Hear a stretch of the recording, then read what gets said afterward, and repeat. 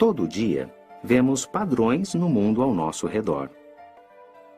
Mas o que dizer dos padrões que não são criados pelo homem, mas que existem na natureza? O que eles revelam? Considere o floco de neve. Esses minúsculos cristais se formam quando o vapor de água numa nuvem se condensa e se transforma em gelo. À medida que os cristais crescem, surgem padrões belos e delicados.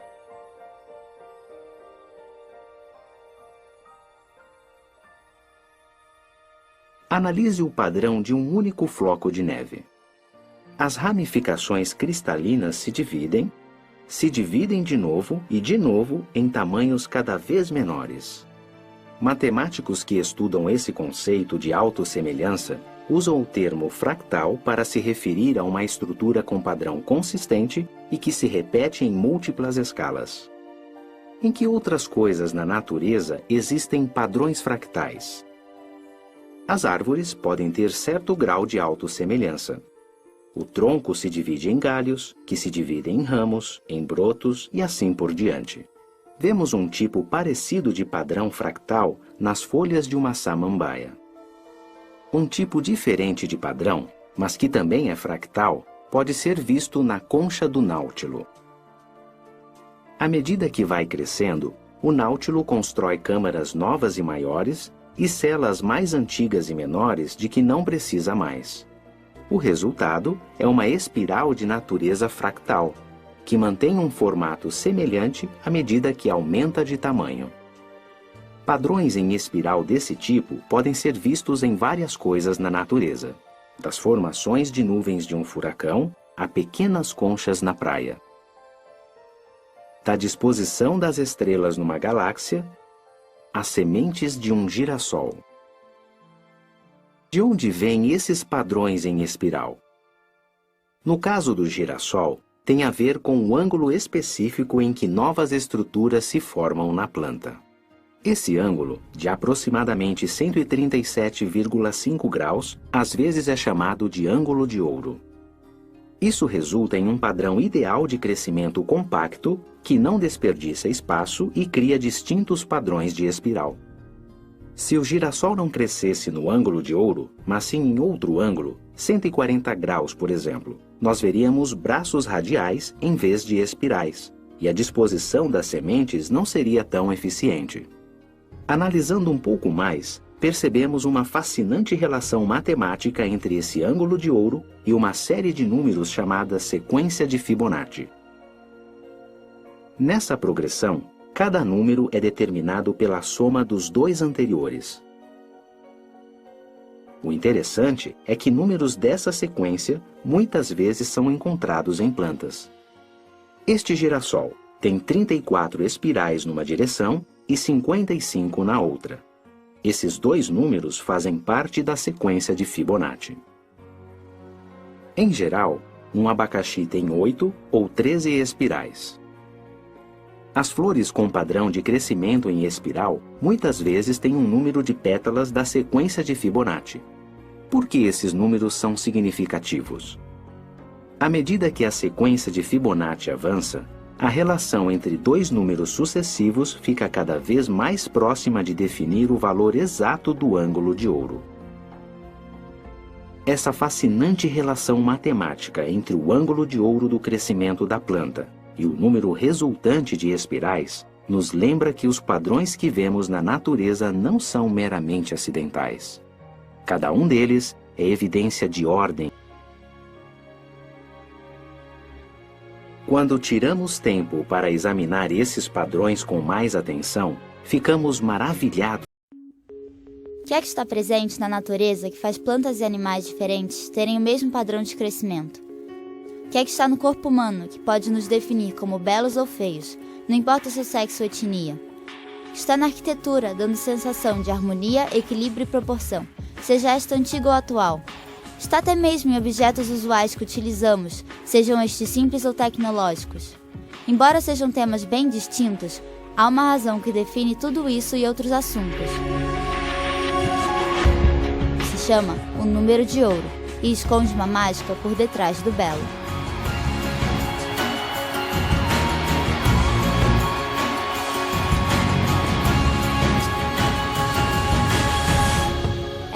precisão de número 1,618 aproximadamente, ou mais raiz de 5 sobre 2, uma constante racional, denotada pela letra φ.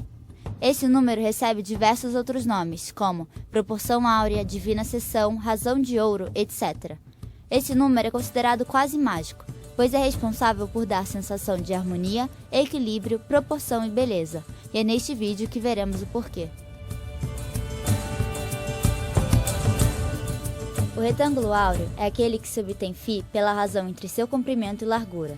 A partir de um quadrado, faz-se um ponto médio em um dos seus lados e traça-se uma reta até o outro vértice. Faz uma circunferência de raio do segmento criado, formando o retângulo. Os outros retângulos formados também são áureos. Uma pesquisa feita no século XIX mostra uma maior preferência pelo retângulo de ouro como o melhor formato para um retângulo. Um matemático chamado Leonardo Fibonacci criou uma série em que cada número é obtido através da soma dos dois termos anteriores. Essa soma de números é chamada de série de Fibonacci. Conforme os números aumentam, a razão entre eles fica cada vez mais parecida, se aproximando de 1,618, a proporção áurea. A espiral logarítmica é uma espiral que tem tendência a se afastar do seu núcleo exponencialmente. Ela é formada através dos quadrados dentro do retângulo áureo, por pedaços de circunferências. No pentagrama, as duas linhas mais curtas combinadas são iguais à terceira, tendo assim a regra de ouro. O mesmo acontece da segunda e a terceira para a quarta. Este indicador mantém sempre a relação de 1 para 1,618, não importa o quão estreito ou largo o medidor está. Para entender melhor a relação da proporção áurea, vamos primeiro para o período da Grécia Antiga, onde há as primeiras evidências desse fenômeno, embora não há relatos de que sejam de propósito. Para os gregos, o retângulo de ouro representava a lei da beleza matemática. Ele está em sua arquitetura clássica. O Partenon, talvez um dos prédios mais famosos da Grécia Antiga, contém vários retângulos de ouro.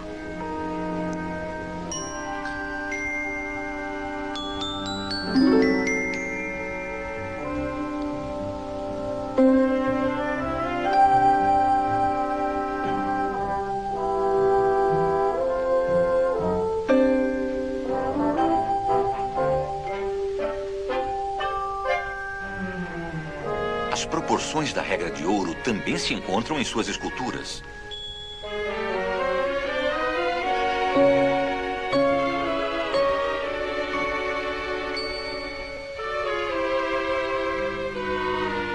A razão áurea também é obtida na pirâmide de Quéops, na razão entre as medidas originais da altura lateral e a metade da base.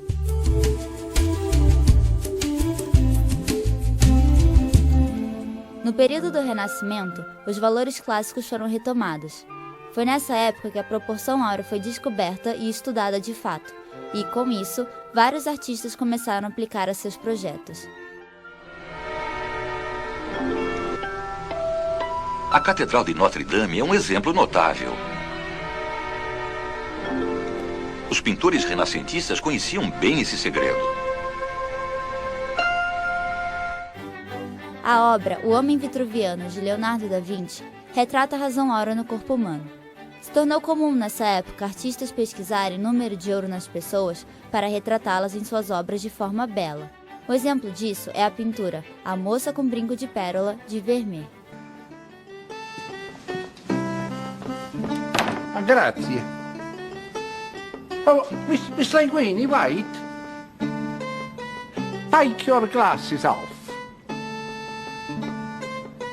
Now let your hair come tumbling down.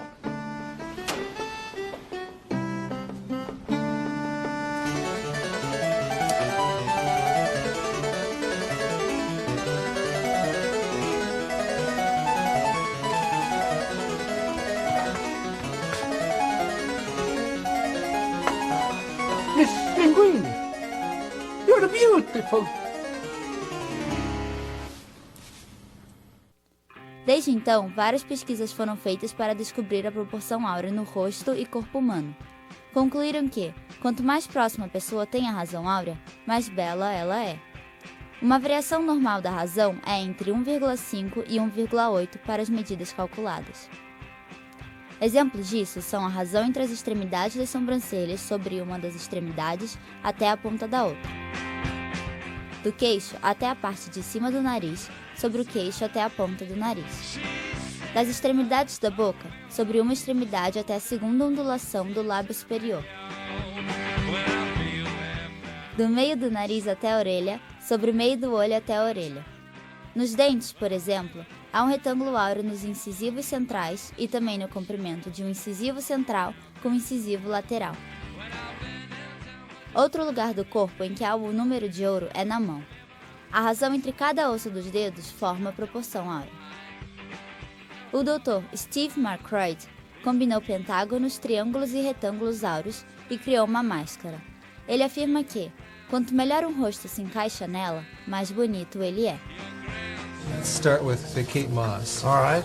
Kate looks totally different than the others, All right. but if I put the mask on her, you can see that it fits very close. Not just women. The same mask can be put on men. And Tom Cruise fits it perfectly. In fact, Stephen claims it fits any human face so long as it's beautiful. No caso de uma pessoa com grandes desvios das características da proporção áurea, a máscara não lhe serve muito bem. Having discovered the mask, Dr. Marquardt was able to successfully use it as a template when reconstructing patients' facial deformities. É utilizado muitas vezes essa máscara até no uso de Photoshop, para poder alterar o rosto de uma pessoa. Steve queria saber se as pessoas pudessem chegar num acordo sobre qualquer coisa da beleza. Por isso ele fez seu próprio estudo. Ele pegou fotografias de 18 mulheres bem diferentes e perguntou a pessoas de todo o mundo quais elas achavam mais ou menos atraentes. Astoundingly, everybody in the world, within about 97%, ranked these 18 photographs exactly the same. Didn't make any difference whether somebody was 4 years old or 80 years old, they ranked them the same. What this study suggests is that there are some things we can all agree on, some universal rules of beauty. Na verdade, esta proporção ideal encontra-se na própria vida. Puxa, puxa, puxa! Isso é matemática! Adoro figuras desse tipo! Donald. Ao experimentar! Não. Proporção ideal! Nem tanto. Não, eu acho que não. Ora, não podemos ser todos matematicamente perfeitos. Milton, sabia? É o seguinte. Agora que você está embutido num pentágono, vamos ver como a natureza usa esta mesma forma matemática. A petúnia, o jasmim estrela, a estrela do mar.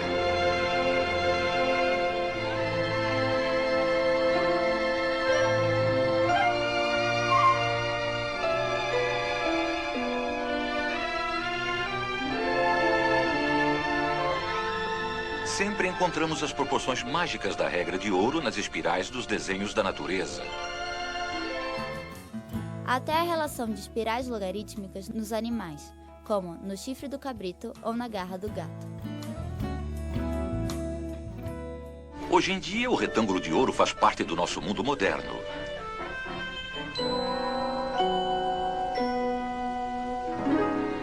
Os pintores modernos redescobriam a magia dessas proporções. Nas Torres Petronas, por exemplo, cada segmento do edifício forma a proporção áurea.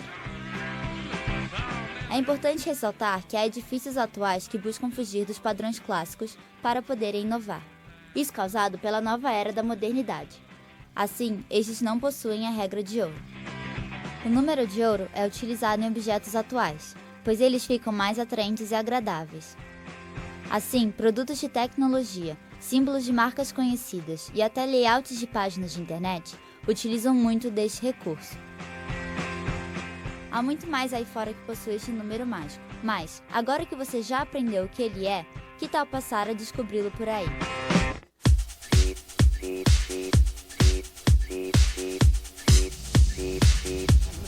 Well, it's my